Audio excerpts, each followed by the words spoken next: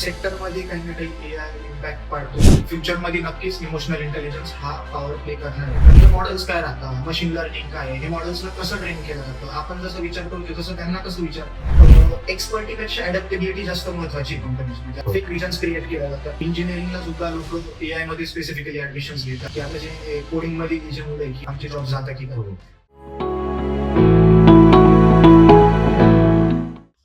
नमस्कार, मी प्रसन्न आणि मन मौजी जगाडच्या या नवीन एपिसोडमध्ये तुमचं स्वागत आहे.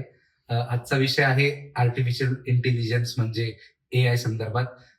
तर आपण आज जाणून घेणार आहोत एआय म्हणजे काय, एआय मुळे खरंच नोकऱ्या जात आहेत का, आणि एआयचा उपयोग कसा करायचा, आणि फ्युचरमध्ये एआयला किती स्कोप आहे. आणि आज आपल्यासोबत आहेत ओमकार ताजनपुरे. नमस्कार. नमस्कार. आपल्या बेसिक शब्दात सांगायचं झालं तर एआय म्हणजे काय? राईट. सो एकदम बेसिकली सांगायचं जर ठरलं सिंपल आणि सोबर शब्दात, तर एआय बेसिकली अशी टेक्नॉलॉजी आहे किंवा आपण म्हणू शकतो एक असा सब पार्ट आहे कम्प्युटर सायन्सचा की जो मुळात याच्यासाठी बनवला गेलेला आहे की मेन हा विचार करून बनवला गेलेला होता तो पार्ट की जर एक टेक्नॉलॉजी किंवा एक सिस्टीम जी ह्युमन सारखी जर बिहेव्ह करू शकली तर, आणि त्यात minimum amount of human intervention असले तर. सो हा बेसिकली मोठं होता एआय बनवायचा. आणि ह्या थॉट प्रोसेसनुसार एक टेक्नॉलॉजी बनवल्या गेली का जी प्रोसेस पूर्ण ऑटोमेट करू शकेल विदाउट ह्युमन इंटरव्हेन्शन वगैरे जे काय असणार आहे, आणि त्याची ती डिसिजन मेकिंग करू शकेल बेस्ड ऑन ट्रेनिंग डेटा. तर याला आपण एक एआय म्हणू शकतो. सो बेसिकली एआय ची एक सिंपल सोबरशी माझ्या मते ही डेफिनेशन असू शकते. सो येस, एआय म्हणजे हे आहे. ओके. आणि मग एआयचं काम म्हणजे आपण माणसासारखं समजून घेणं असतं, की असं काही त्यांना रूल दिलेला असतो बॅकएंडला की त्यानुसार तुम्ही काम करा असं? राईट. सो हा एक सगळ्यात मोठा रुमर आहे खरं तर की एआय बेसिकली एक काहीतरी एक मॅजिक आहे किंवा काय. So to be very honest तसं काही नाहीये. एआय म्हणजे AI totally is dependent upon the training data. म्हणजे त्याला जे काय शिकवलं गेलेलं आहे, जसं आपण लहान मुलांना काही ना काही शिकवतो, राईट. सो आपण जे काय शिकवतोय त्यांना त्याच पर्टिक्युलर बिहेवियर मध्ये ते आपल्याला आउटपुट देतात, राईट. सो एआय सुद्धा एक अशी सिस्टीम आहे का ज्या प्रकारे आपण त्याला काहीतरी शिकवलं तर तसं आपल्याला एक प्रोडक्टिव्ह आउटपुट देईल. सो सिमिलर वे मध्ये जसं आपलं बोलणं झालं की रूल बेस्ड, सो त्याला एक रूल्स डिफाईन करून दिलेलं गेलेलं आहे की तुला अशा सिच्युएशन मध्ये असा अवेअरनेस दाखवायचा, तुला अशा गोष्टीमध्ये असं अडॅप्ट करायचंय, राईट. सो त्यावेळेस जेव्हा त्याला शिकवलेली गोष्ट आणि ऍक्च्युअल गोष्ट ही मॅच होती त्याला, तर त्या मॅचिंग बिहेवियर मध्ये तो एक सर्टन आउटपुट देतो, एक प्रेडिक्ट करतो. 0 to 1% त्याची एक प्रोबॅबिलिटी असते, ती प्रेडिक्ट करतो, आणि जे काय असेल तो किती पर्सेंट कॉन्फिडंट आहे हे आपल्याला ऍज अ आउटपुट देतो. सो बाय डिफॉल्ट ते रूल सेट केलेले राहतात त्याला बॅकएंडला, आणि त्याच बिहेवियर वरती तो ट्रेन करतो. जसं एक एक्झाम्पल सांगायचं ठरलं तर आपण असं पकडू की समजा काही कॅमेराज वगैरे किंवा मायक्रोफोन्स आहे. आपण एक लेट सपोज कॅमेरा ठेवला, मी त्याची एक व्हिडिओ काढलेली आहे. आता मी जर त्याला सांगितलेलंच नाही बेसिकली हा जो मायक्रोफोन आहे किंवा याला कॅमेरा म्हणता, याला बॉटल म्हणता, तर त्याला समजणारच नाही बेसिकली मला त्याला बॉटल म्हणायचं, याला मायक्रोफोन म्हणायचं आहे किंवा जे काय असणार आहे. सो आपण त्याला जे शिकवतो ते आपल्यावर डिपेंडंट राहतं. आपण त्याला ट्रेनेबल पॅरामीटर्स देतो की तुला ह्या गोष्टी सिलेक्ट करायच्या, तुला ह्या गोष्टी प्रेडिक्ट करायच्या, आणि त्या ट्रेनेबल पॅरामीटर्स वरती तो प्रेडिक्टेड आउटपुट देतो. सो हा एक बेसिक जनरिकचा कन्सेप्ट असतो. ओके. म्हणजे एआय म्हणजे साधारण असं आपण म्हणू शकतो की ह्युमन बुद्धी आणि एआयची बुद्धी याच्यात बराच डिफरन्स असू शकतो. राईट. सो आता खरं पाहायला गेलं तर ह्युमन बिहेवियर किंवा human analytics, human intelligence as well as AI intelligence, indeed एआयचा बेसिक मोटो हाच आहे की ह्युमन इंटेलिजन्सला आपण मॅच करावं, कोप अप करावं. पण फॉर्च्युनेटली और अनफॉर्च्युनेटली अजूनपर्यंत एआयची जशी ग्रोथ पाहिजे ह्युमनॉलॉजी पर्यंत तिथपर्यंत अजून पोहोचलेला नाहीये एआय. जसं आता मी मागे तो एक सर्वे केलेला डेटा बघितला होता, जसं जीपीटी, जेमिनाय, क्लॉड, हे जे आतापर्यंत चॅटबॉट्स आहे किंवा मोठे मोठे आपण जनरेटिव्ह एआय चे मॉडेल्स म्हणू शकतो, ते 62, 65, 75% ह्युमन सारखं बिहेव्ह करतात. इन द सेन्स आपण असं म्हणू शकतो की एक ह्युमन आहे तो 75% जर त्याचं पकडला इंटेलिजन्स, तर तो एक एआय झाला. इतकंच की ह्युमन्सला जर 10 सेकंद लागत असतील तर त्याला 1 सेकंद लागतो रिप्लाय करायला. सो खरं पाहायला गेलं तर अजूनपर्यंत तरी ह्युमन्स इतकं हुशार एआय अजून बनू शकलेलं नाही. पण प्रेडिक्टिव्हली काही सांगता येत नाही, नक्कीच बनवू शकतं. कारण जीपीटी झालं, आता जसं आपण बोलू शकतो ओपन एआय वगैरे, जीपीटी 5 वगैरे, हे जे मॉडेल्स कंटिन्युअसली इन्व्हॉल्व्ह होत आहे, तर हे कंटिन्युअसली ह्युमनॉलॉजी किंवा ह्युमन बिहेवियर्स जे ते अडॅप्ट करायला शिकताय हळूहळू. म्हणजे जसं 60% होतं, आता 70 झालं, 75%. तर कंटिन्युअस इन्क्लिनेशन अँड एलिव्हेशन दिसत चाललंय. सो प्रेडिक्टिव्हली 101% काही ना काही स्कोप जो असणार आहे तो ह्युमन टेंडन्सीला मॅच करायचा एआयचा असणारच आहे. पण मग ते जी इमोशन्स आहे, करेक्ट. जे ह्युमन इमोशन्स असतात, Right. पण मग ते एआय अडॉप्ट करू शकतील का असं वाटतं का? राईट. सो करंटली आत्ता जर आपण बघायला गेलो, सो ह्युमन इमोशनल अनालिसिस वरती किंवा इमोशनल इंटेलिजन्स वरती खूप काम चाललंय. ऑल ओव्हर दी वर्ल्ड आपण म्हणू शकतो की खूप जास्त काम चाललेलं आहे. इव्हन एनव्हिडियाचं सुद्धा काम चाललंय, जे बेसिकली जीपीयूज प्रोव्हाइड करतात, हाय कम्प्युट्स वगैरे. सो त्यांचं पण खूप सारं काम चाललंय सध्या. Currently not up to the mark, पण फ्युचरमध्ये नक्कीच इमोशनल इंटेलिजन्स हा पॉवर प्ले करणार आहे. जसं आपण बघू शकतो की आता नवीन मी आता रिसेंटली एक न्यूज वाचली होती की साऊथमध्ये त्यांनी एक रोबोट बसवलेला आहे. तर तिचं सो अँड सो त्या रोबोटचं नाव ठेवलं आणि ती ऍज अ न्यूज अँकर काम करते. सो ज्यावेळेस ती न्यूज अँकर म्हणून काम करते, तर so she also has to show काय certain kind of emotions as well as certain kind of intelligence. तिला त्या प्रकारे बोलावं लागणार आहे, सगळ्या गोष्टी हे करावं लागणार. नॉट ओनली दिस, रिसेंटली एनव्हिडिया जे म्हटलं मी एक GPU. चांगली जीपीयूची Right. आपण म्हणू शकतो कम्प्युटर्स वगैरेची एक कंपनी आहे. सो तिने सुद्धा एक आत्ता सध्या एक व्हॉइसचा मॉडेल लॉन्च केलेला होता. तर तो ऑलमोस्ट आपण त्याला एक कमांड दिली किंवा आपण जसं बोलतोय त्यासोबत, तर त्यांचा रिप्लाय येताना सुद्धा तो जो मॉडेल बोलतोय आपल्याशी तो एकदम ह्युमन बिहेवियर सारखा वाटतो. तो आपण एखादा समजा जोक क्रॅक केला तर तो हसतो सुद्धा. म्हणजे हे एक्नॉलेजमेंट सुद्धा त्याच्याकडून येत असतं. सो आपण डिफाईन करूच नाही शकणार की खरोखर हे ह्युमन आहे की वेगळंच कोणीतरी बोलतोय. मग याचे प्रोज अँड कॉन्स असणार, ते साईडलाईन तर 101% असणार. बरोबर. राईट. मग आता जर एआय शिकायचं म्हटलं, म्हणजे आता मध्येच आता माझं बोलणं झालेलं की आम्हाला एआय शिकायचं तर आम्हाला कोडिंग पण यायला पाहिजे का, असं बऱ्याच लोकांचं हे होतं. म्हणजे आता एआय एक रेव्होल्युशन म्हणून आलंय आपल्या जगामध्ये. तर मग आधीच्या लोकांना एआय म्हणजे काय माहित नाहीये, तर मग त्याच्यासाठी ती गरजेची आहे का कोडिंग वगैरे? सो आता बघा, म्हणजे इनिशियली ज्यावेळेस एआयचा जो क्रेज आहे मोस्टली हा आपण म्हणू शकतो की 2020 पोस्ट कोरोना जो आहे तो क्रेज एआयचा आलेला आहे. त्या पहिले लोकांना फक्त एक एआय ॲज अ फील्ड माहिती होती, कोणी जास्त त्यात इनकल्केट किंवा इन्व्हॉल्व्ह व्हायचं नाही. पण आताची जी पिढी आहे ते मोस्टली आपण बघू शकतो की इंजिनिअरिंगला सुद्धा लोक एआय मध्ये स्पेसिफिकली ऍडमिशन्स घेत आहे वगैरे. पण आता जर बघायला गेलं तर खूपशे लोक जे 35+ आहे, 40+ आहे, आता ते पहिल्या म्हणजे यंग जनरेशन सारखं बसून लॅपटॉपवरती कोडिंग करू शकणार नाही. राईट. सो जर ते कोडिंग नाही करू शकणार आहेत, सो त्यांना पण एक ऑप्शन्स प्रोव्हाइड केल्या गेलेले आहे. जसं ज्या मोठमोठ्या कंपनीज असतात एमएनसीज वगैरे, त्यांनी ऑलरेडी काही गोष्टी बनवून ठेवलेल्या आहेत. आता बनवून ठेवल्या आहे तर मी कसं म्हणू शकतो की लेट सपोज एखादा बिझनेसमॅन आहे, सो त्याच्यासाठी ऑलरेडी टूल्स आहे बनवलेले. लेट सपोज आपण एक पकडू की टीचर आहे, टीचरसाठी वेगवेगळे टूल्स बनवून ठेवलेले. तर ते टूल्स आपल्याला वापरता आले पाहिजे. असं नॉट ॲट ऑल नेसेसरी की आपण 101% कोडिंगवरतीच बसलं पाहिजे किंवा मला पायथन, रुबी वगैरे या गोष्टी जमल्या पाहिजे की ज्याच्याने मी कोड करल, मग त्यानंतर मला एक सर्टन आउटपुट भेटेल, असं काही नाही. आता एक मी छोटंसं एक एक्झाम्पल देतो. इव्हन माझी आई आहे, माझी आई एक स्कूल रन करते, किलबेल नर्सरी. तर तिला सुद्धा खूपशा गोष्टी कंटिन्युअसली ती बिझी असल्यामुळे तिला खूपशा गोष्टी जमत नाही. सो ॲज अ लीडर तिला मल्टीटास्क करता राहणं एक 100% खूप जास्त गरजेचं आहे. सो तिला मी बेसिकली एक नॉर्मली एक रेपो क्रिएट करून दिलेला आहे की तुला एक गोष्ट जर पाहिजे असेल तर तू ह्या पर्टिक्युलर टूलला दे, तुला हा एक सर्टन आउटपुट भेटणार आहे. आता लेट सपोज इनिशियल फेजेसमध्ये जसे स्टार्टअप्स वगैरे असतात, यांना अफोर्ड नाही होत एक मार्केटिंग टीम बसवणं, त्या स्टार्टअपची मार्केटिंग करणं. पण असे टूल्स अवेलेबल आहे की जे मार्केटिंग करतात. इव्हन मी माझ्या आईला सुद्धा सांगितलेलं आहे की तू जेमिनायवरून सुद्धा तुमचे जे आता समजा आज आपला रिपब्लिक डे, सो 26 जानेचं तू एक पोस्टर बनवून घे आणि व्हेरी ब्युटिफुली तो एक नाही का जेमिनाय आपल्याला एक डिझाईन करून देतो आणि it gets a very good output आपण म्हणू शकतो. आणि तो आउटपुट आपण डिरेक्टली पुढे पास करू शकतो. सेकंडली आपण असं पकडू की आता खूपशे पॅरेंट्स आता नॉर्मली गावाकडं वगैरे शाळा असल्यामुळे काय होऊन जातं की अर्ध्याच्या वरती पॅरेंट्स मराठी त्यांना येते. काही काही पॅरेंट्सला असं वाटतं की नाही थोडं इंग्लिश मिडियम, तर इंग्लिशमध्ये पण कन्व्हर्सेशन असावं. तर त्यावेळेस ज्यावेळेस ग्रुपला मेसेजेस पाठवल्या जातात, तर जर मोठा 100 150 वर्ड्सचा मेसेज आहे, त्याला परत आपण जर मॅन्युअली बसून जर कन्वर्ट करायचं आपल्याला इंग्लिशमध्ये, so that is a very hectic task. Right. So rather than doing that, I एक सिम्पली मेसेज ड्राफ्ट करून घेते, लेट सपोज इंग्लिशमध्ये किंवा इधर मराठी किंवा हिंदी, आणि त्याला डिरेक्टली ती जेमिनाय, चॅट जीपीटी, जे काय आपलं LLMs माध्यमातून डिरेक्टली कन्वर्ट करून ते पुढे हे करते.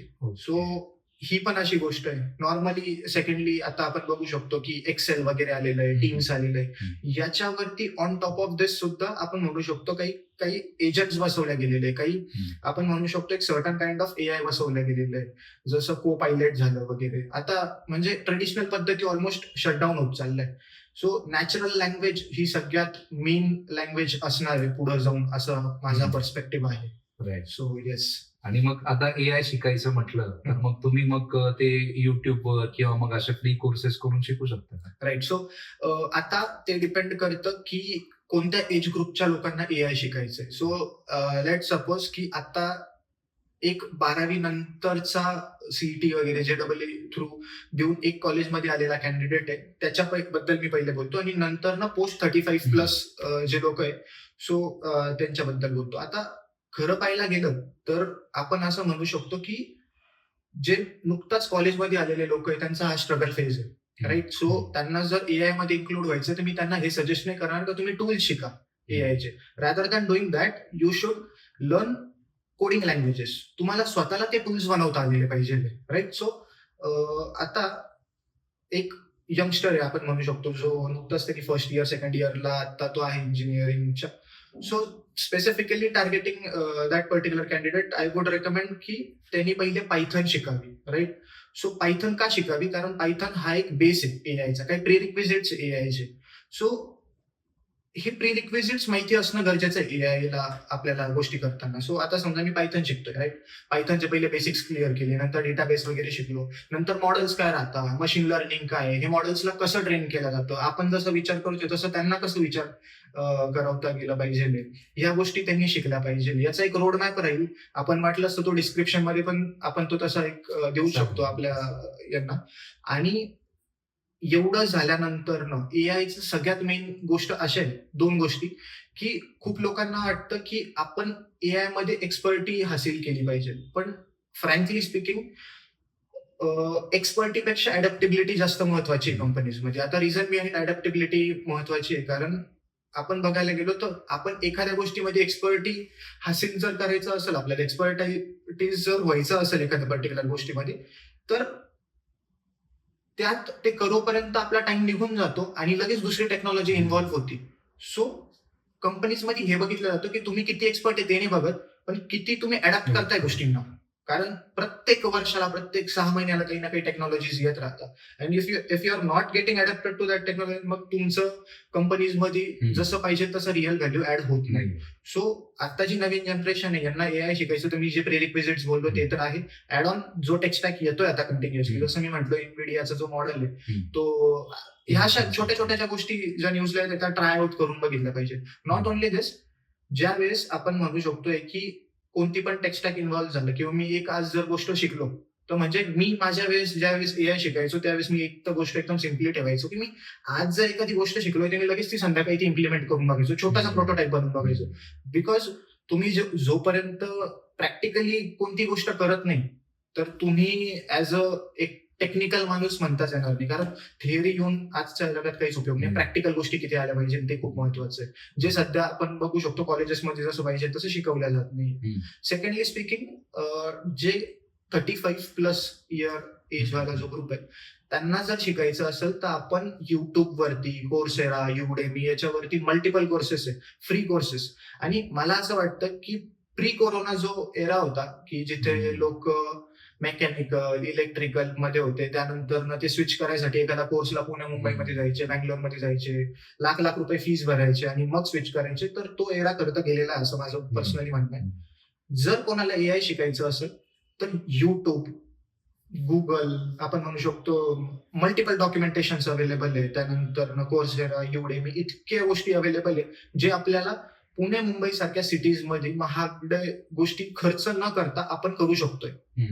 सो पोस्ट 35 प्लस 101% हे टूल शिकणं ऑलमोस्ट फ्रीली अवेलेबल आहे युट्यूब वरती कोर्सेस. आणि जो पहिला वाला जो कॅटेगरी होती आपली याची, तर 101% त्यांना पण खूप सारे कोर्सेस आहेत. सो ते तर 101% आहे. आणि मेन म्हणजे इंडियन युट्यूबर सुद्धा आहे का जे AI ला एक दर्जापर्यंत प्रमोट करतात. सो आपण नक्कीच ते बघू शकतोय त्यांचे कोर्सेस. सो एक म्हणजे माझा आवडता जो आहे तो क्रिश नायक नावाचा एक युट्यूबर आहे.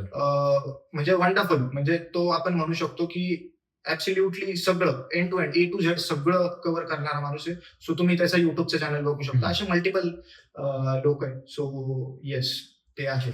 आणि मग आता युट्यूबचे तुम्ही टूल्स बद्दल सांगितलं की ChatGPT, जेमिनाय, क्लाउड बद्दल सांगितलं, तर मग याच्यातलं बेस्ट आपल्याला जर आयडेंटिफाय करायचं असेल एखादं AI तर ते कोणतं आहे, किंवा मग त्या व्यतिरिक्त पण कोणते असतील तर ते पण.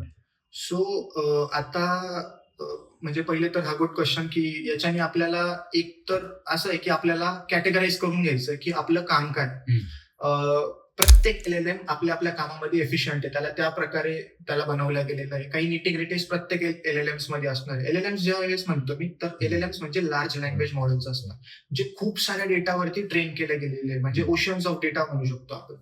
सो स्पेसिफिकली जर म्हणायचं झालं, सो याच्यात आपण म्हणू शकतो की माझं जर नीड रिसर्च ओरिएंटेड असेल, की मला खूप सारा रिसर्च करायचा आहे, वेब स्क्रॅपिंग करून आणायची, 4-5 वेबसाईट बघायच्या आहे, 100 वेबसाईट बघायचे, मला असं एक काहीतरी रिसर्च पेपर पब्लिश करायचा आहे. सो मला मल्टिपल जागेवरून डेटा कन्सोलिडेट करून पाईल अप करायचा आहे एका ठिकाणी. सो यावेळेस मी म्हणाल Gemini is the best tool. Reason behind जेमिनायचं, कारण जेमिनायचं क्लोज इंटिग्रेशन गुगल सोबत आहे, गुगलनीच बनवलेलं आहे ते, राईट. सो गुगलनी जर बनवलेलं तर त्यांचा मॅक्झिमम अमाऊंट ऑफ डेटा जो आहे तो जेमिनायला 101% गेलेला आहे. सो क्लोज इंटिग्रेशनमुळे तो मॅक्झिमम गुगल स्क्रॅप करू शकतो.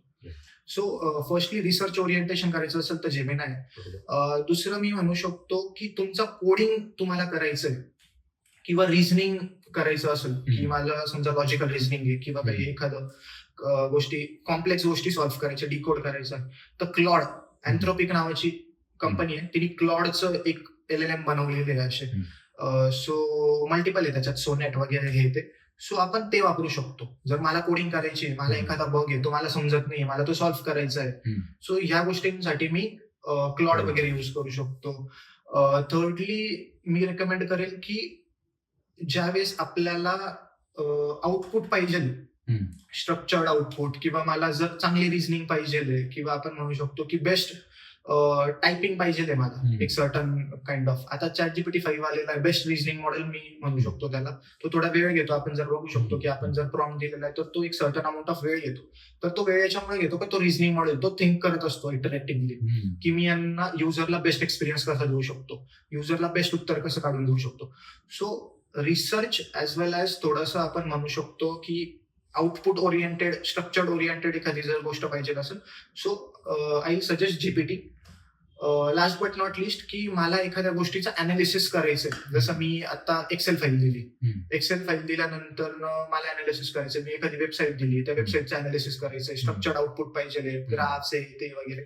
सो परप्लेक्सिटी, इंडियन फाउंडर आहे, परप्लेक्सिटी खूप छान LLM आहे असं मी म्हणू शकतो. एक छान मॉडेल बनवून ठेवलेलं आहे की जो तुम्हाला डॅशबोर्ड ओरिएंटेड, किंवा आपण म्हणू शकतो की ग्राफ ओरिएंटेड, समराईज एक गोष्टी हाय लेवलला करून देतो आपल्याला.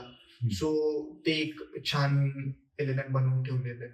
ओके. So yes. मग हे फ्री टूल्स असतात की पेड टूल्स असतात? सो आता बघायला गेलं तर इनिशियली जसं आता मी GPT बद्दल बोलतो, ChatGPT ही ओपन AI नावाच्या कंपनीने बनवलं. रिझन बिहाइंड असं होतं की ते AI फॉर ह्युमन्स असं बेसिकली कन्सेप्ट आणलेला होता त्यांनी. तर त्यांना ओव्हरऑल फ्री करायचं होतं त्या गोष्टी.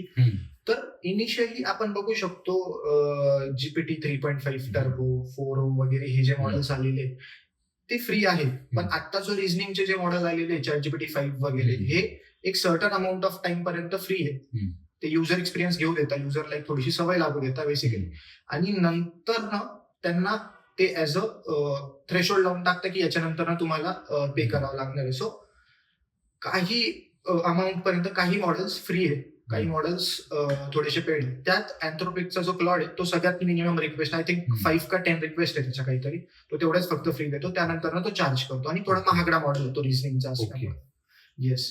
आणि थोडंसं म्हणजे एक आउट ऑफ द बॉक्स मी म्हणजे सांगायची माझी एक इच्छा आहे की आपण जे म्हणतो की हे फ्री का आणि हे पेड का. सो हे जे सगळे मॉडेल्स आहेत हे मॉडेल्स इतके फाईन ट्यून केले गेलेले मल्टिपल जीपीयूज वरती डिप्लॉय केलेले मॉडेल्स आहे.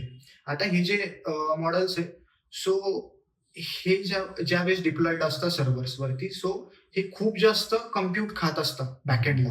सो हे जे लोक आहे मोठ्या मोठ्या कंपनीज आहे यांचा सुद्धा पैसा त्यात इन्व्हेस्ट केलेला असतो आणि ते जर प्रत्येक गोष्ट जर फ्री द्यायला लागली युजर्सला तर त्यांची पण productivity as a company down होते. सो त्यामुळं आता सुद्धा मी एक मागे जीपीटीचे ऐकलं की ती मार्केटिंग सुरू करणार आहे जीपीटीज वरती म्हणजे ओपन एआय वगैरे ऍड्स वगैरे राईट ऍड्स वगैरे सुरू करणार. सो त्यांना पण एक सोर्स ऑफ इन्कम पाहिजे. इतके दिवस फक्त एपीआयज विकून किंवा त्यांचे मॉडेल्स जे काही होते जे प्रीमियम लेवलचे मॉडेल्स युज करून त्या गोष्टी करत होते. पण आता सिम्पल नॉर्मल जे त्यांचे जे मॉडेल्स आहेत सिम्पल लेवलचे त्यांना पण ते एखाद्या वेळेस कॉस्ट करू शकता किंवा आपण म्हणू शकतो की त्याच्यावरती ऍड्स ठेवून ते त्यांचा रेव्हेन्यू चांगल्या प्रकारे जनरेट करू शकतात.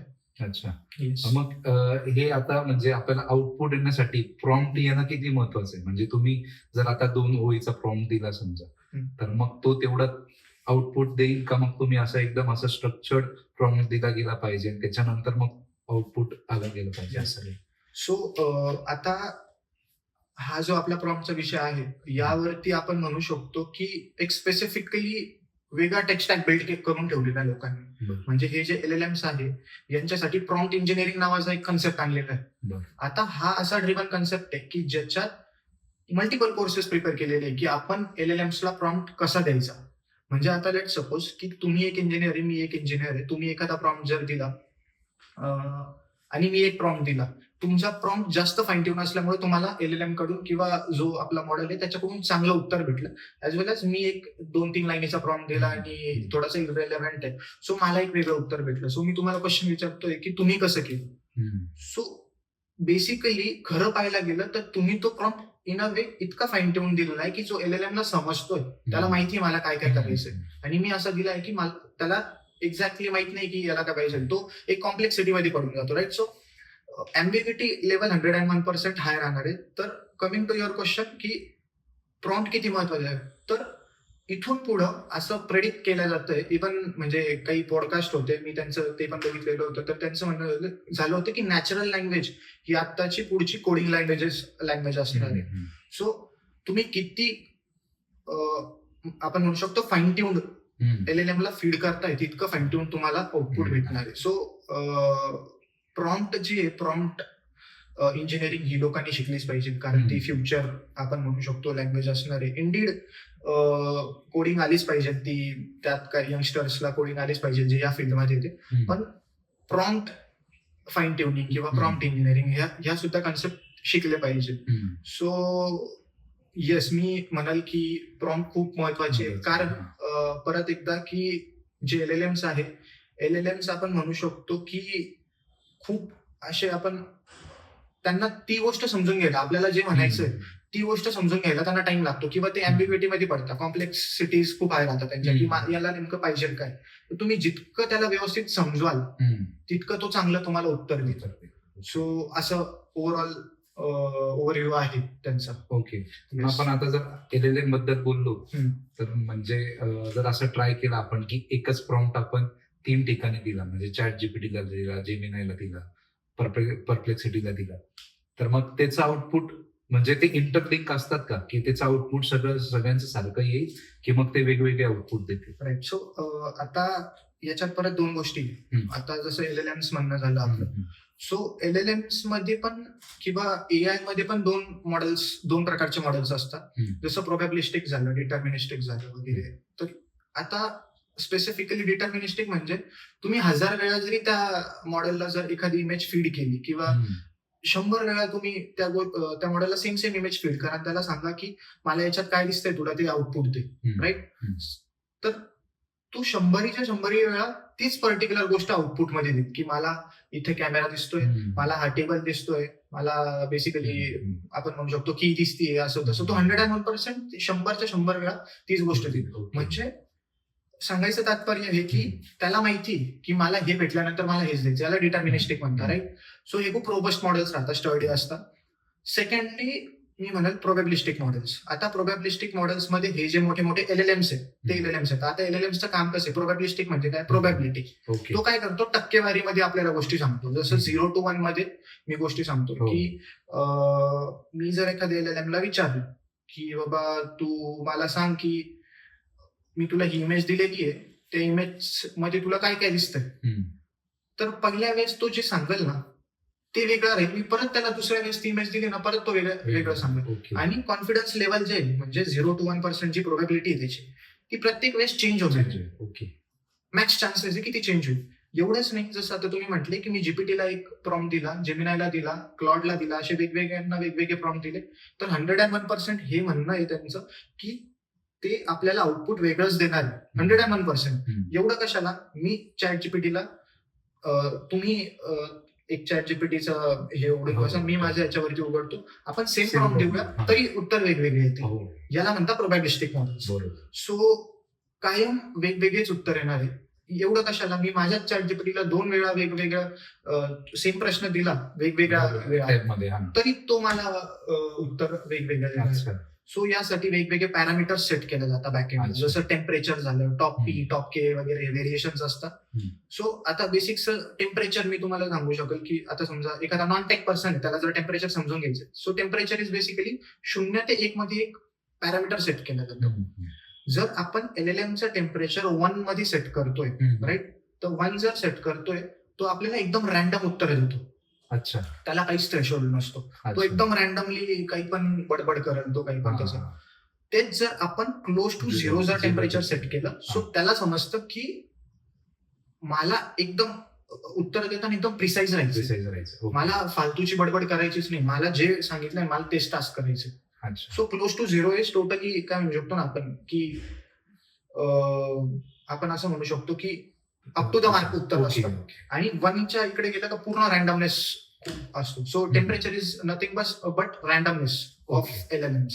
ओके. मग ते सेटिंग मध्ये आपल्याला काही म्हणजे चेंज करता येतं. आता इनिशियली जे आपले जे मॉडेल्स आहेत त्याला आता जसं ओपन एआयच्या प्लेग्राऊंड वगैरे मध्ये जाऊन आपले जे ते फीचर्स अनलॉक करून आपल्याला टेम्परेचर, पी, के वगैरे या व्हॅल्यूज आपल्याला सेट करता येतात. इव्हन एवढंच नाही तर 128 की टोकन्स म्हणजे 128,000 असे टोकन्स आपल्याला मॅक्स टोकन्स भेटतात. ओके. म्हणजे प्रत्येक LLMचं एक लिमिट सेट करून दिलेलं राहतं की मी इतक्याच मॅक्स टू मॅक्स लेवल पर्यंत आउटपुट देईन.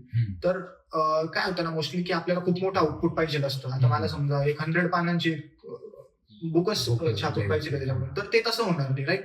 सो त्याचे लिमिट फिक्स आहे की 128K टोकन्स, इतकेच मी टोकन्स तुम्हाला आउटपुट मध्ये प्रोव्हाइड करू शकेल. सो आपल्याला ते पण सेट करता येतात तिथून की मला 128K टोकन्स मला थोडे कमी पाहिजे. सो आपण ते पण गोष्टी करू शकतोय.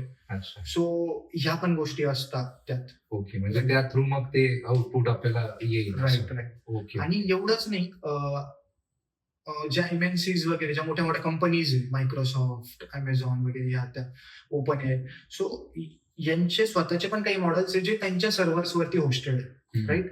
पण त्यांनी असे पण फ्रीली ओपन सोर्स मॉडेल करून दिलेले की आता मला जर बघायचंय की खूपशा कंपनीज असतात, जसं महिंद्रा झालं, स्नायडर्स झालं, या ज्या मोठ्या मोठ्या कंपनीज झाल्या, यांना यांची डेटा प्रायव्हसी खूप जास्त इम्पॉर्टंट असते. आता रिझन गेट यांना इम्पेरेटिव्ह राहते की त्यांना जो डेटा भेटतोय, राईट, तर तो डेटा त्यांना कुठंच लीक करायचा नाही. तर त्यांना जर AI पाहिजे असेल तर ते हे लोक त्या API हिट करू देत नाही आपल्याला, जसं ओपन एआयची वगैरे या ज्या APIs आहे फ्रीली अवेलेबल, पेड करून जे आपण पे करून जे अवेलेबल राहतात, तर तिथं ते हिट नाही करू देत, कारण तिथं डेटा सिक्युरिटीचा प्रश्न असतो त्यांना. तर ते काय म्हणतात की आमच्या सर्व्हर्स वरती हे LLMs जे तुम्ही इन्स्टॉल करा आणि तुम्ही त्यांना आमच्या सर्व्हर्स वरती आमचा डेटा असू द्या. सो असे पण काही काही मॉडेल्स आहे, जसं आपण म्हणू शकतो लामा झाला, त्यानंतर आपण म्हणू शकतो जेमा झाला, असे मल्टिपल मॉडेल्स आहेत. सो हे मॉडेल्स डिरेक्टली आपण त्यांच्या याच्यावर डाउनलोड करतो. मल्टिपल याच्यात वेगवेगळे कॅटेगरीज राहतात, पॅरामीटर्स राहतात, 5 बिलियन, 70 बिलियन. तर हे बिलियन म्हणजे बेसिकली इतक्या बिलियन पॅरामीटर्स वरती ट्रेन केले गेलेले. जितका जास्त बिलियनचा आकडा ना, तर तेवढे जास्त आपण म्हणू शकतो तेवढा जास्त ट्रेनिंग डेटा, तेवढ्या जास्त ट्रेनिंग डेटावरती ते ट्रेन केले गेलेले असतात. सो असं असतं ओव्हरऑल. ओके.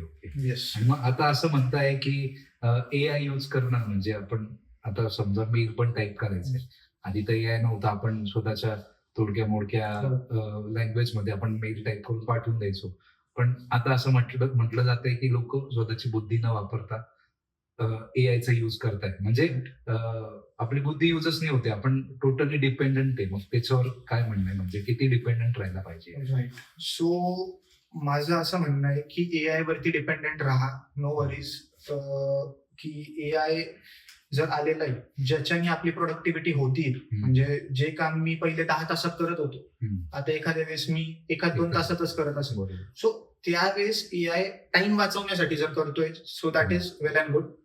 पण जर त्यामुळं जर तुमची जे तुमचे सॉफ्ट स्किल्स, जे हार्ड स्किल्स आहे तुमचे, जर तुमचे व्हॅनिश होत असतील, तर त्या गोष्टीमध्ये तुम्ही करू नका.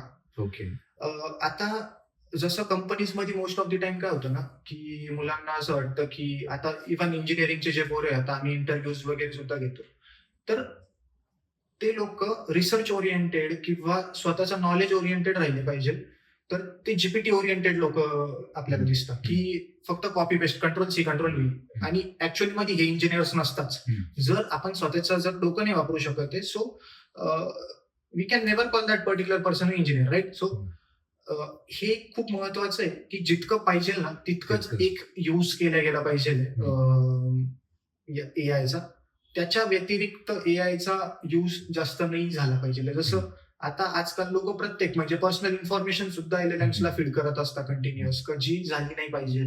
जसं तुम्ही स्वतःचं डोकं वापरणं सुद्धा गरजेचं आहे. आता जसं कंपनीजमध्ये सुद्धा कंट्रोल सी कंट्रोल व्ही याच्यातच ऑलमोस्ट कोडिंग चालते. मग नंतर काही बग आला का मग या नवीन मुलांना समजतच नाही की एक्झॅक्टली कुठं बग आलेला आहे आणि का बग आलेला आहे, राईट? सो तो एरर डिकोड करण्याची सुद्धा कॅपेबिलिटी राहिली पाहिजे. म्हणजे जसे पहिले इंजिनियर्स होते की त्यांच्यात जी कॅपेबिलिटी होती की नाही, इथं हे केल्यामुळे हे होईल, हे केल्यामुळे हे होईल. सो हा जो कन्सेप्ट आहे, हा कन्सेप्ट ऑलमोस्ट व्हॅनिश होत चाललाय. पण ऍक्च्युअली कंपनीजला तसं नकोय, राईट? कंपनीजला असे इंजिनियर्स पाहिजे की जे स्वतःचं सुद्धा डोकं लावू शकतील. बरोबर. सो हा खूप महत्वाचा कन्सेप्ट. सो माझं सांगण्याचं तात्पर्य इतकंच आहे की एआय तितकंच वापरा की जितकं खरोखर तुमची प्रोडक्टिव्हिटी वाचवाय, म्हणजे टाइम जिथं वाचतोय. बाकी जिथं तुमचा डोक्याला जर आपण म्हणू शकतोय चालना तर द्यावाच लागेल आपल्याला, किंवा आपल्याला नॉलेज वापरणंच आहे कंपल्सरी. जर आपण वापरत नाहीये, सो ते ऑटोमॅटिकली आपण स्वतःलाच डिग्रेड करतोय, राईट? सो ते नाही झालं पाहिजे. हा माझा एक बेसिक मोठं ऑलमोस्ट. बरोबर. म्हणजे एआय वापरताय तुम्ही, तर मग त्याचं असं नको व्हायला की तुमचं डोकंच चालत नाहीये आणि मग त्या तुमच्या नोकऱ्या पण जातील त्याच्यामुळे. आणि अशा पण आहे की आता एआय मुळे बऱ्याच नोकऱ्या जात आहे असं पण ऐकलंय. मग त्या एक्झॅक्टली कोणत्या नोकऱ्या आहेत आणि म्हणजे मग कोणत्या राहतील ते पण मग जर सांगितलं तर. राईट. सो आता म्हणजे आपण म्हणू शकतो की खूप मोठा रुमर आहे खरं तर की एआय मुळे नोकऱ्या जात आहे वगैरे हे ते. अजूनपर्यंत जसं पाहिजे तसं एआयचा खूप जास्त इम्पॅक्ट पडलेला नाहीये की नोकऱ्यांवरती. पण नक्कीच पुढच्या आता आपण म्हणू शकतो 26-27 मध्ये हा इम्पॅक्ट पडू शकल. आता कोणत्या नोकऱ्यांवरती पडेल आणि कोणत्या नोकऱ्यांवरती नाही पडणार. सो ज्या आपण म्हणू शकतो की ज्या लोकांच्या नोकऱ्या रूल बेस्ड आहे, म्हणजे आपण म्हणू शकतो की त्यांचं डिफाईंड आहे काम की असं आउटपुट, असं इनपुट, असं आउटपुट. सो आपण एक सिंपलची गोष्ट म्हणू का, ज्या लोकांचं फक्त डेटा एंटर करणं काम, राईट? मला इकडून बघायचंय, मला तिकडे पेस्ट करायचं, इकडून बघायचं, तिकडे पेस्ट करायचं. सो याच्यामुळे काय होतं ना, हे सिंपलचं काम आहे ना एआय पण करू शकतो, राईट? त्यानंतर आपण बोलू शकतो की ज्या लोकांचं काम कस्टमर सपोर्ट आहे. मी आता बघतोय मल्टिपल कस्टमर सपोर्ट चे फ्रेमवर्क्स आलेले, मल्टिपल कस्टमर सपोर्टचे आपण म्हणू शकतो टूल्स आलेले, बॉट्स आलेले. आणि मल्टिपल कंपनीज आहे ना या चॅटबॉट्सला इन्कल्केट करत आहे स्वतःच्या कंपनीजमध्ये की मला नकोच आहे तो कस्टमर सपोर्ट वाला, की तो येऊन हे कर, मी त्याला का 15,000 रुपये देऊ, राईट? मी त्यापेक्षा एखादं माझं वन टाइम इन्व्हेस्टमेंट करायला आणि ते कंटिन्युअस. सो ह्या ज्या नोकऱ्या आहेत तर त्या नक्कीच अफेक्ट होणार.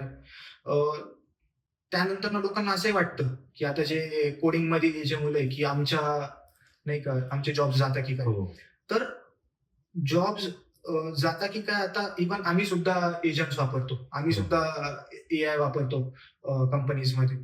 तर आता ज्या वेळेस आपण एआय वापरतो तर एआय वरती आपण फुल्ली डिपेंडंट नाही झालं पाहिजे. म्हणजे मला एखादी गोष्ट समजत नाहीये किंवा काही नाही, तर तीच मी वापरणे.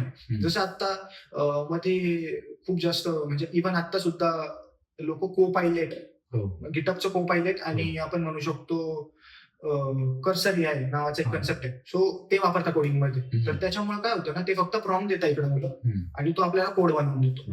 पण तो कोड जो बनवून देतोय तो एफिशियंट आहे का? हम्म. तो काही आहे का? म्हणजे आपण बघू शकतो की एका फाईलमध्ये 2-2 हजार लाईनींचे कोड लिहून ठेवतात, की जे इंडस्ट्री स्टँडर्ड्स नुसार काही नाहीये काही. मग जेव्हा तो प्रोडक्शनला पुश होतो ती पर्टिक्युलर गोष्ट, मग त्यावेळेस जेव्हा मल्टिपल युजर सेट करतात ते ऑटोमॅटिकली जे Collapse सॉफ्टवेअर आहे आपलं ते हा. क्रॅश होऊन जातं. क्रॅश होतं. सो याच्यासाठी आहे ना हम्म. जो माहिती पाहिजे जो हम्म. कोडिंगसाठी बसतोय. हम्म. सो एआय कोडिंगवाल्यांच्या जागा तर अजून नाही खाऊ शकणार आहे, हम्म. कारण इतका हुशार नाही झालेला आहे हम्म. एआय. आपण जे बघतो आजकाल म्हणजे की जे प्रॉम्प्ट मी दिला आणि मला वेबसाईट बनवून दिली, अरे हो प्रॉम्प्ट दिला वेबसाईट बनवून दिली, पण ती किती एफिशियंट आहे, Efficient. किती स्केलेबल. हा. म्हणजे ज्या वेळेस त्याच्यावरती 1,00,000 युजर सेट करताय हम्म. तेव्हा ती नीट चालते हा, का? 1,00,000 तर आपल्याला खूप मोठी गोष्ट आहे. 10-15 युजर सेट करताय ऍट अ टाइम, ती क्रॅश होती का? हम्म. परफेक्ट आउटपुट देते का? तर ह्या गोष्टी समजून घेणं गरजेचं आहे. हम्म. सो म्हणजे खूप यात एआय युज केला पाहिजे, पण मग आपण म्हणू शकतो की एक सर्टन थ्रेशोल्ड पर्यंत. हम्म. आणि जॉब्स पण जाणार ते इन फ्युचर त्या लोकांचे जाणार आहे की जे एआय युज नाही करत आहे, ओके. खरं पाहायला हा. गेलं तर. सो मी तेच परत मी प्रिमिटिव्हली जे म्हटलो की लोकांनी एखाद्या पर्टिक्युलर गोष्टीमध्ये एक्सपर्टी हासिल करण्यापेक्षा लोकांनी अडॅप्टेबल राहिले पाहिजे. नवीन टेक्नॉलॉजी आली, मी माझा इगो साईडला ठेवून मी ती टेक्नॉलॉजी शिकलो पाहिजे. सो जे लोक एआय युज नाही करणार आहे त्यांच्या नोकऱ्या ज्या आहे ना ते जाणार आहे, त्यांचे जॉब जाणार आहे 100%. पण असं काही नाही का सगळंच व्हॅनिश होऊन जाईल, पण तुम्हाला एआय शिकणं आहे. Adapt करणं. राईट. सो इव्हन मी सुद्धा माझे जे ज्युनियर्स आहे किंवा जे काय आहे, त्यांना मी हेच सांगत असतो की तुम्ही घरी गेल्यावर जी काय अपस्किलिंग करताय तुम्ही, हम्म. ती अपस्किलिंग तुमच्या प्रोजेक्ट्स मध्ये सुद्धा वापरत जा, हम्म. का ज्याच्याने तुमचंच काम एफिशियंट होणार आहे. हम्म. राईट. सो आपण जोपर्यंत ज्या गोष्टी शिकतोय त्या वापरत नाही तोपर्यंत आपल्याला आउटपुट भेटत नाही. आणि जर आउटपुट भेटत नाहीये तर आता ते तुम्हाला सुद्धा माहिती आहे की आयटी कंपनीजला जर आउटपुट भेटत नसेल तर ते ऑटोमॅटिकली यू आर या, Yes. तर तसं असतं. हम्म. तर ओव्हरऑल हा. म्हणजे सो फार असं आहे overall. Okay. So yes, jobs तर फक्त रूल बेस्ड जे आहे ज्यांचं काम ठरलेलं आहे त्यांचे जाणार. त्यांचे. राईट.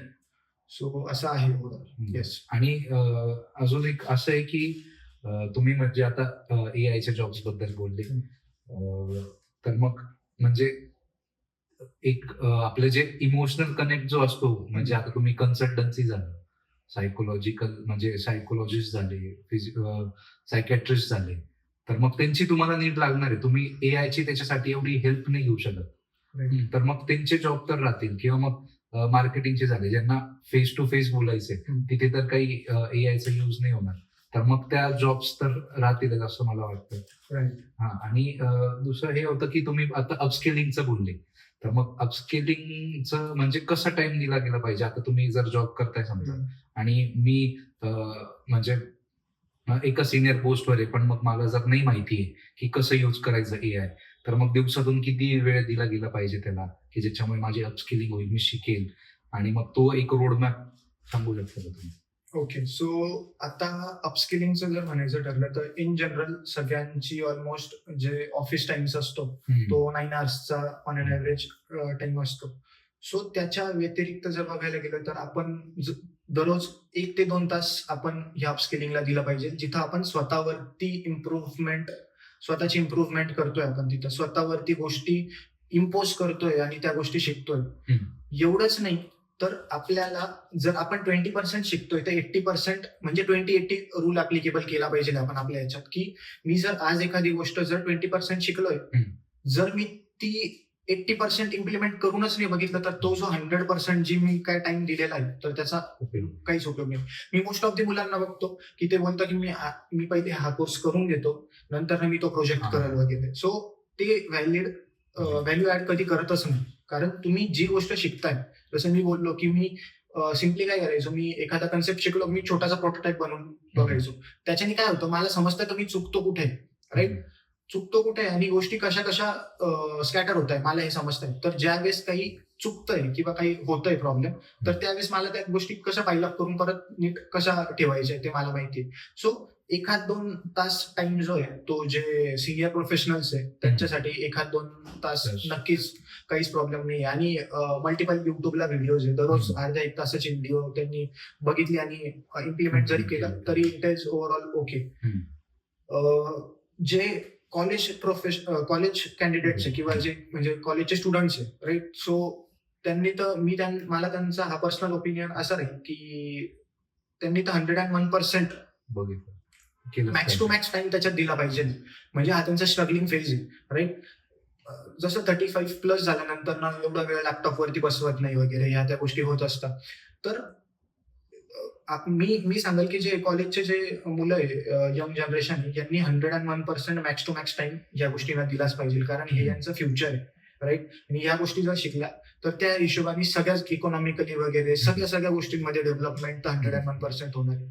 आणि एकदा करायला घेतला ना, एआय एक अशी फील्ड आहे ना की जी इंटरेस्टिंग वाटत चालती. आणि तो बेसिकली आपण म्हणू शकतो की माझ्यासाठी एआय दलदल. सो आपण जर एखादी गोष्ट शिकायला घेतली तर अच्छा ही आपण we keep on connecting dots नाही का.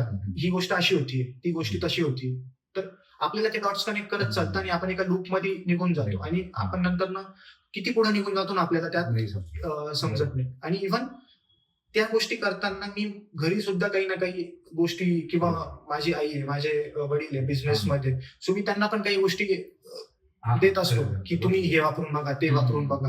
तर त्यांना पण मी गोडी निर्माण करत असतो कंटिन्युअसली यात. सो प्रिव्हेटिव्हली हा टाइम तर दिलाच पाहिजे. ज्युनियर्सनी 101% मॅक्स टू मॅक्स टाइम त्याच्यात दिला पाहिजे. कारण आत्ताच त्यांचं करायचं वय, एकदा टाइम निघून गेला का मग त्या गोष्टी नाही होत त्यांच्याकडून राईट. बरोबर. सो असं आहे.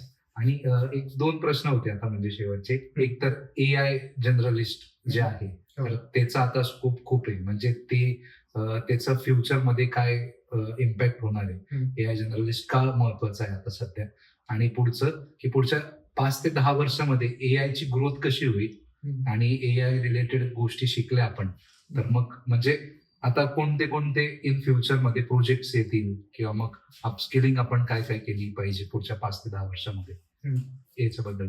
राईट. सो आता स्पेसिफिकली जर म्हणायचं गेलं सो प्रत्येक सेक्टरमध्ये काही ना काही एआय इम्पॅक्ट पाडतोय. सो एआय जर्नलिझम पण हे एक म्हणजे एक फॅसिनेटिंग म्हणू शकतो सेक्टर आहे. सो नक्कीच म्हणजे आपण एक म्हणू शकतो की इव्हन आता मी माझ्या आजीबाबांना समजा डॉक्टरकडं त्यांची ट्रीटमेंट होती, मी दाखवून आणलं. मला समजा त्या प्रिस्क्रिप्शनवरचं काही गोष्टी समजत नसल्या का कोणती एक्झॅक्टली टॅबलेट किती पॉवरची वगैरे काय हे ते त्या गोष्टी समजत नसल्या, मी ते प्रिस्क्रिप्शनचा जरी फोटो काढून एआयला दिला तरी तो अॅक्युरेटली प्रेडिक्ट करू शकतोय की एक्झॅक्टली काय झालेलं आहे राईट. सो एआय ही नक्कीच माझ्या मते तरी एक अशी फील्ड आहे की जी शिकल्या गेली पाहिजे. आणि सांगायचं जर गेलं तर म्हणजे एआय तर 101% अशी गोष्ट आहे की आपण काही ना काही कंटिन्युअसली शिकत राहा किंवा काही ना काही नवीन येतंय ते बघत राहा. जसं आता आणि मेन गोष्ट ही आहे की एआयच्या न्यूजवरती आपण कंटिन्युअसली ना आपले डोळे ठेवले पाहिजे की नवीन काय येतंय मार्केटला. आणि मार्केटला जर नवीन येतंय ना तर मी इतका इन्क्विजिटिव्ह राहिलो पाहिजे ना की मला ती गोष्ट ट्राय आउट करून बघायची राईट. म्हणजे आता जसं मी तुम्हाला म्हटलं की एनव्हिडियाचं एक मॉडेल आहे, तर किती लोकांनी खरंच तो मॉडेल वापरून बघितलेला आहे. किंवा GPT-5 आलं, GPT-5 किती लोकांनी वापरून पाहिलं की नुसतं आपण द्यायचं म्हणून तो प्रॉम्प्ट देतोय, त्याचं आउटपुट येतंय, मी कॉपी पेस्ट करतोय, असं नसलं पाहिजे. खरोखर एलएलएम कसं बिहेव करतो. म्हणजे लोकांना एआय वापरायला खूप आवडतं पण nobody wants to understand mathematics behind AI. म्हणजे एआय जे बनवलेलं आहे, हे मोठे मोठे जे एलएलएम्स बनवलेले, इव्हन इंजिनिअरिंगच्या विद्यार्थ्यांना माहिती नाही की याच्या मागचं मॅथमॅटिक्स काय राईट. एखादी गोष्ट मी पास ऑन करतो ती मला आउटपुट भेटते, पण हा ब्लॅक बॉक्स अप्रोच झाला right.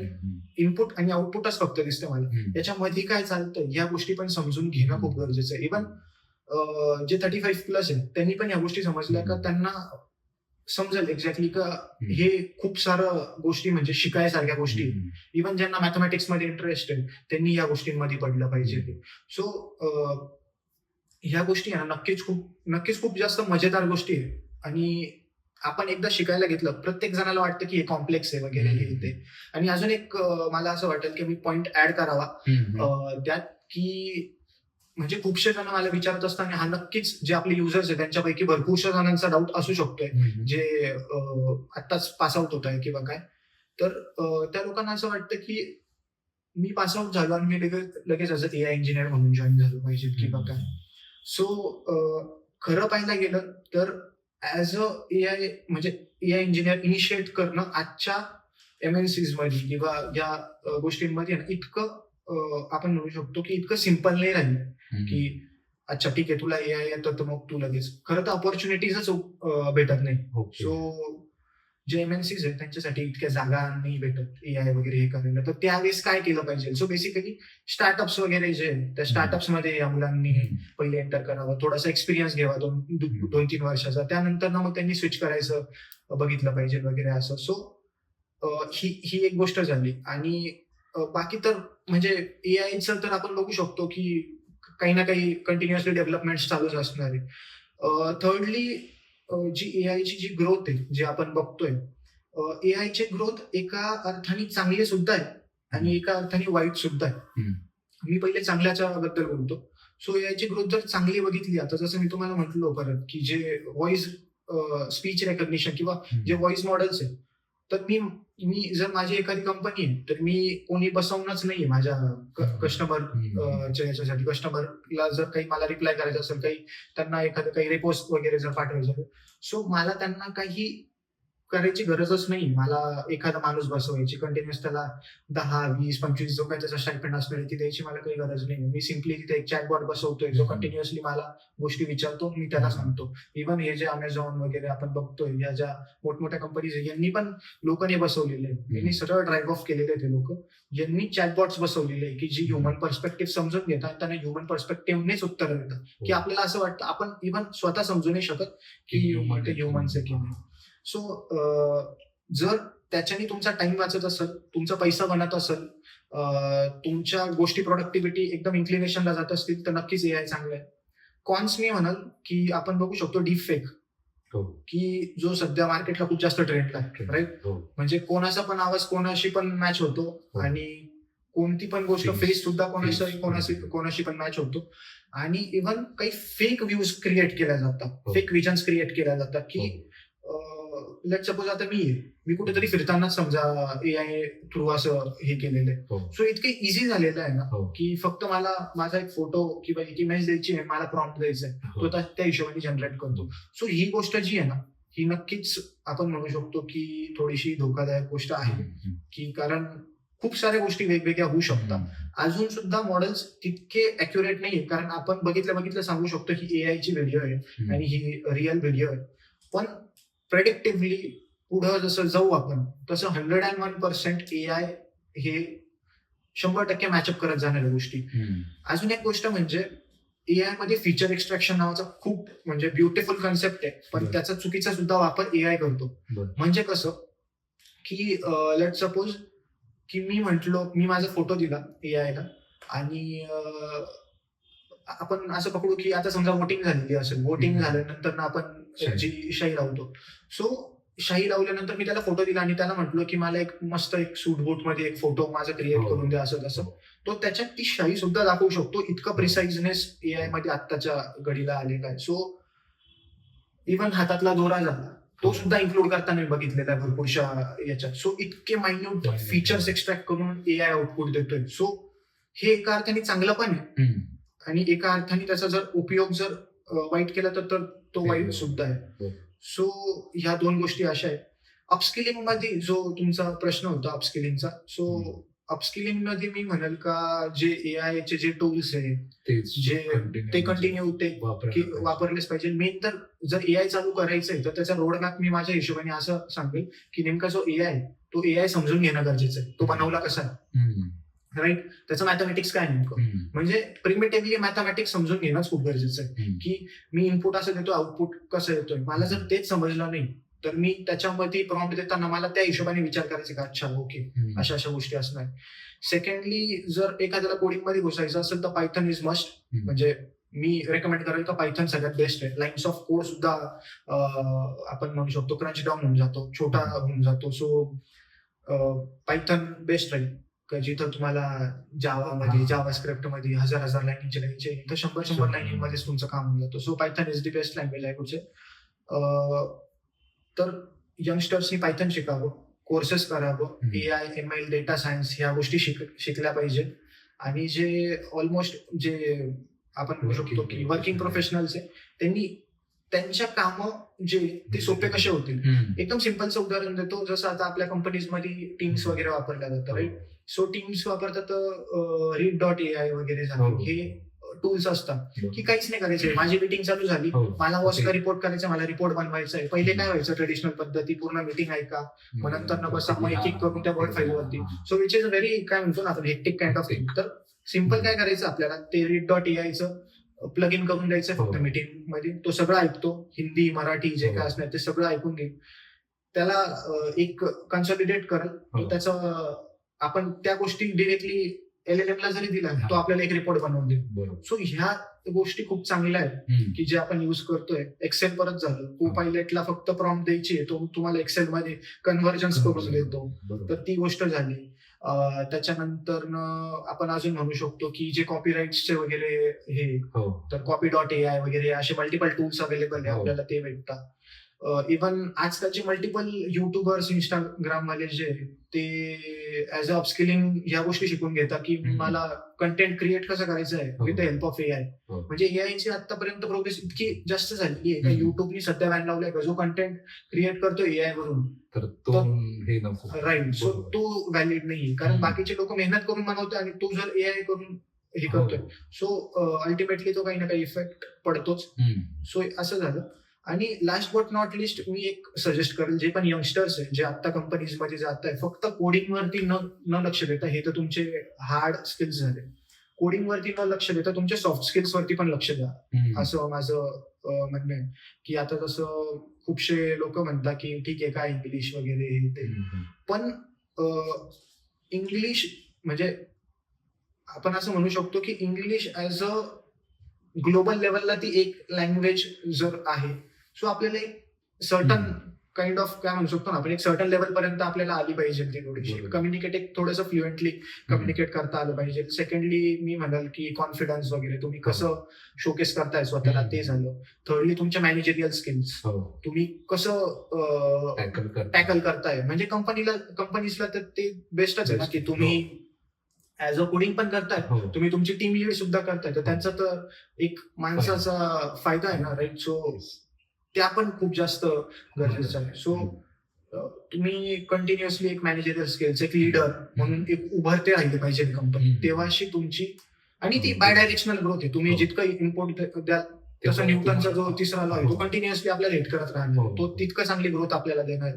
So as a leader पण उभरून राहणं खूप जास्त गरजेचं आहे. तर अपस्किलिंग फक्त AI मध्येच नाही, तर तुमचे side by side soft skills पण इम्प्रूव्ह करा, हे खूप जास्त महत्वाचं, असा माझा पर्स्पेक्टिव्ह आहे. राईट. सो येस, तेच म्हणजे AI बद्दल जे पण काय नॉलेज दिलंय तुम्ही, तर ते यंगस्टर्स असो किंवा मग 35+ असो, जे वर्किंग प्रोफेशनल आहे, तर त्यांना नक्कीच उपयोगात येईल. आणि जे आता म्हणजे इव्हन शाळेत पण आहे ते पण आता युज करायला लागले थोडं AI, तर त्यांना पण म्हणजे हा व्हिडिओ बघून नक्कीच म्हणजे फायदा होईल असं मला अपेक्षा आहे.